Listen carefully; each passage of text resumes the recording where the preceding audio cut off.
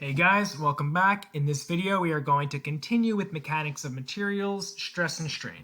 So at this point, I need you to understand what stress is and what strain is and how they are related. To quickly recap, stress is the amount of pressure applied. It is force per unit area.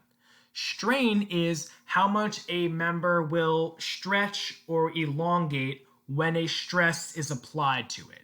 And the relationship between them is you could put them on a graph, and as you apply more stress, you are measuring how much that member strains. And every single material, they all have different stress versus strain graphs. However, we're mostly going to be working with metal or wood here.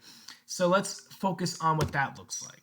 Most metals have a more direct or linear stress and strain relationship at the beginning.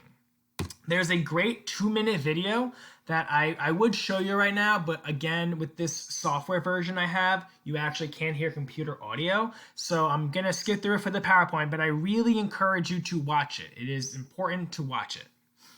But basically, here is the stress and strain graph of a metal. I don't know which metal he used exactly. But let's kind of talk through it quickly. And again, please watch the video. I promise you it's worth your time. I don't give busy work for the sake of it. In the beginning, we have 0, 0. No stress applied, no strain applied.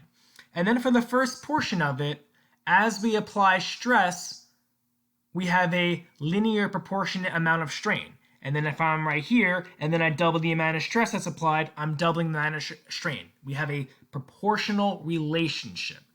As this increases by this much, strain will increase by that much. It is a slope. It is a constant. We can calculate that. Then what happens here? Here is when the member starts, what we say, deforming a little bit. And deforming happens when you put stress on a member, and then when you let go, it doesn't go back to the way it originally was. Does that make sense? Like, you imagine you have a rubber band, and if I pull it, I could pull it and let go, and it'll go right back to normal. No problem. That's kind of like this region over here. In this region is where you start pulling it a little bit too far, and when you let go, it kind of goes back to where it was, but maybe a little bit deformed, maybe a little bit discolored, a little stretched out. And then in this region, here's where you're pulling it too far. And then when you let go, now it's stretched out, it's worn out, it's not the same anymore. We have beam failure. And then when you keep applying more force again, it's going to break pretty quickly. So at this point, it's proportional, and you let go, it goes back to regular, we're happy. In this region, it's okay. We're just increasing the amount of strain per stress. Like, you can imagine it. If I have a rod and I'm pulling it apart, because I'm stretching it, do you imagine how, like, the thickness in the middle is actually getting smaller and smaller? Of course you do. Think about when you were a little kid and you played with like Play-Doh or slime, and then you put it in your hand and then you pull it apart. The further and further apart you go, the smaller and smaller and smaller it gets in the middle. That's exactly what's happening. And as it gets smaller and smaller in the middle, there's less and less material there to resist, which is why you get much more strain from much less stress applied in that region. This is complicated stuff, guys. I hope you can understand conceptually what's going on. Let's move on. So, in many materials, stress is directly related to strain up to a certain point. This is another stress versus strain. And again, in the first portion of it, it is a straight line. After that straight line is over, it gets curvy. Stress is lowercase sigma, and then strain is epsilon. Okay, this is a very important concept. The slope of the linear portion on this graph is called the modulus of elasticity. So we're starting from 0, 0, and we're going up to the yield stress right here. This is called the yield point. What is the yield stress? We're going to get to that in a little bit. For right now, hear me out. Think y equals mx plus b. Y equals mx plus b. Well, b is 0 because it's starting here, right? And then we have mx. mx, the m is just a slope. The slope of this line right here is called the modulus of elasticity, or E. And it is essentially the constant that relates stress and strain. And it is going to be different for every single material. If this is steel, the stress and strain, we can calculate what the slope is of this line. So that introduces this little formula right here, is that the modulus of elasticity is the rise over run. We are just getting slope. E is slope. Rise over run, stress divided by strain gives you your E. Stress divided by strain is your modulus of elasticity. This is also called Hooke's law. I promise if you go on to engineering in college, you will absolutely learn about Hooke's law a lot. You're actually going to learn about all this stuff. Okay. So, how does this have anything to do with steel beams, Mr. Cooperman? Okay, hear me out. Remember how I was saying before how, like, when you apply a load and then let go, it'll go back to normal only up until a certain point?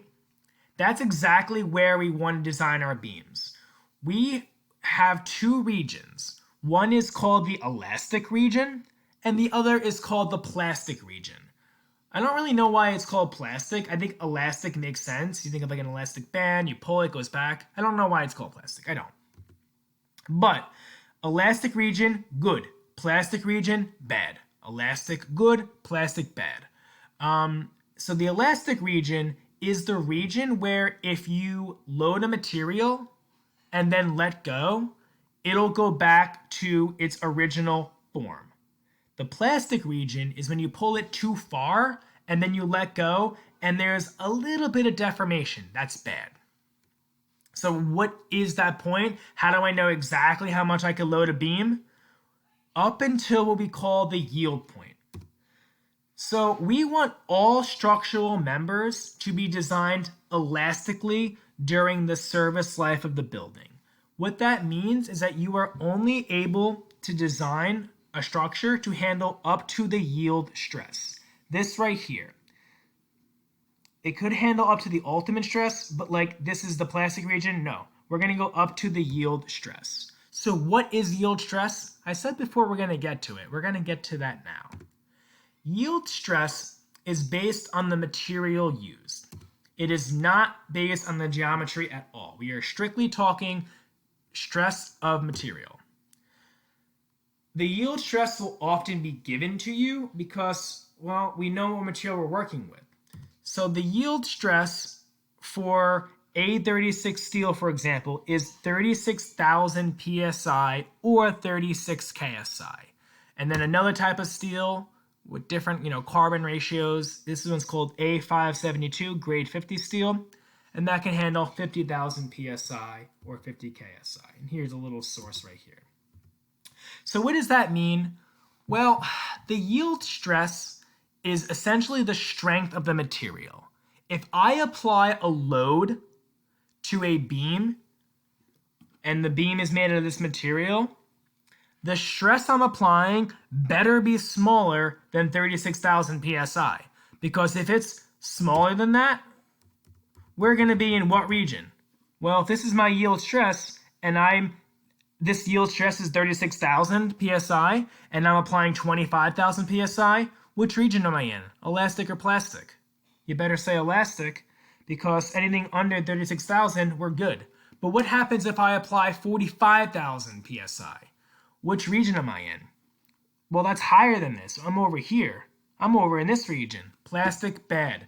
Less than yield stress, good. Higher than yield stress, bad. That's how this is all related. So that's going to be it for this video. In the next one, we're going to go through a bunch of examples. Again, guys, I'm well aware that this concept is a lot harder to grasp conceptually than some of the other ones. So please make sure you watch all the videos in its entirety and ask me any questions, or even if you just need to talk to me to kind of help clarify things, that's fine as well. Sometimes you don't even know what your question is. You just don't understand it.